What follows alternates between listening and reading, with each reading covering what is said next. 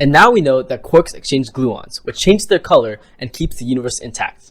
You're welcome. This doesn't make any sense. Here, let me restart it. We all know that opposite charges attract and that like charges repel. This is caused by the electromagnetic force, one of the four fundamental forces of nature. But what about the nucleus? Since all protons are positively charged, the electromagnetic force should repel them very strongly. What is holding them and the nucleus together? The answer is the color force, also known as the strong nuclear force.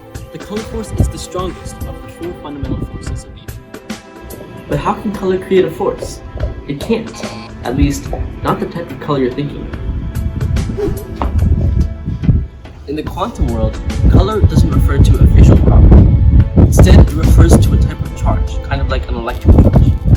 Just like how an electric charge comes in two types, positive and negative, the color charge comes in three types, red, blue, and green. The color charge also works similar to its electric counterpart. Opposite colors attract and like colors repel.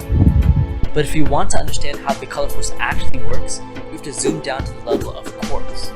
Quarks are particles that make up both protons and neutrons, which are collectively called nucleons, and are where the color force does most of its work. Let's take a look at this simple pinball machine. The machine consists of the pinball and three square blocks, each with a button on the side of it. The color of the block changes each time the button is pressed and released, and the pinball bounces from block to block, constantly pressing and releasing buttons. The color force is similar. The three blocks represent the three quarks in each nucleon, and the pinball represents a gluon, which is a massless charged particle. Think of gluons as a type of quantum color changer. When quarks exchange them, their color changes between the three different types of color charge.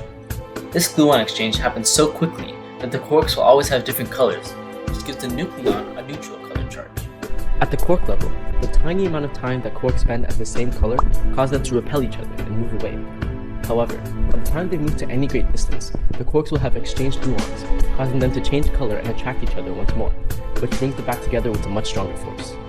The color force also holds atomic nuclei together. The force is so strong that it can attract quarks from other nucleons, which draws entire protons and neutrons together.